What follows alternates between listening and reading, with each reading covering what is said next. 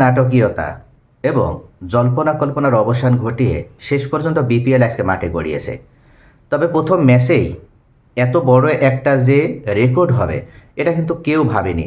যারা স্টেডিয়ামে হাজির ছিল সেই দর্শকরাও কিন্তু অভিভূত, তারা বিস্মিত। চট্টগ্রাম রয়্যালস এবং নোয়াখালী এক্সপ্রেসের মধ্যে অনুষ্ঠিত প্রথম ম্যাচেই এই রেকর্ডটি গড়ল শরীফুল ইসলাম। বাংলাদেশ জাতীয় দলের অন্যতম প্রধান বোলার শরীফুল ইসলাম তিনি অবশেষে পাঁচটি উইকেট নিলেন এবং সবথেকে কম রান খরচায়, যার মাধ্যমে তিনি রেকর্ডেও নাম উঠিয়ে নিলেন।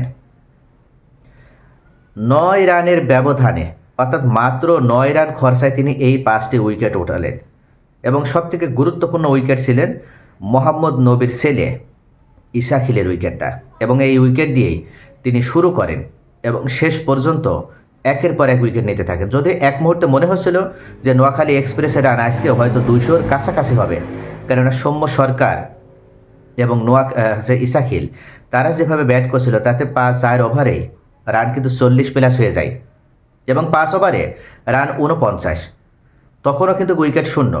এবং এইভাবে ব্যাটিং করতে থাকলে নোয়াখালী এক্সপ্রেস ঠিক আগের ম্যাচে যেভাবে 182 রান করেছিল সেই রানটা যে আজকেও তারা করতে পারবে এমনটাই মনে হচ্ছিল।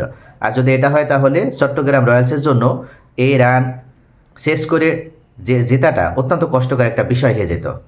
কিন্তু শরীফুলের বলে ইসাখিল যখন আউট হয়ে গেল, এরপর থেকে একের পর এক চেপে ধরে নোয়াখালী এক্সপ্রেসকে এবং সেখান থেকে নোয়াখালী আর বের হতে পারেনি। ইসাখিল তিনি 25 রান করে আউট হন এবং জাকের আলী অনেক তিনি আবার 1 ডাউনে নামতে এসে চেষ্টা করেন নোয়াখালী এক্সপ্রেসকে টেনে তোলার জন্য, কিন্তু তার চেষ্টাটাও সম্পূর্ণভাবে ব্যর্থ হয়েছে।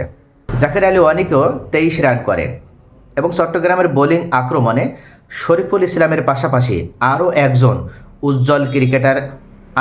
উজ্জ্বল ভূমিকা পালন করেছে, সেটা হচ্ছে শেখ মেহেদি হাসান। তিনিও তিনটি উইকেট পেয়েছেন এবং মাত্র 12 রান দিয়েছে। 4 ওভার বল করে মাত্র 12 রান দিয়ে এই 3টা গুরুত্বপূর্ণ উইকেট নিয়েছে। তার ভিতরে প্রথম উইকেটটি তিনি লাভ করেছিল সৌম্য সরকারের উইকেট।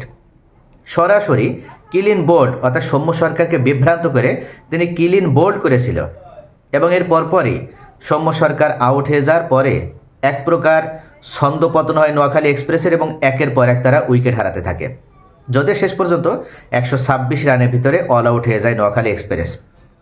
পরবর্তীতে এই রান খুব সহজেই হেসে খেলে চট্টগ্রাম রয়্যালস জিতে নিয়েছে এবং এই ম্যাচ জেতার মাধ্যমে চট্টগ্রাম গ্রুপ পর্বেও তারা এই মুহূর্তে সবার উপরে উঠে গেল।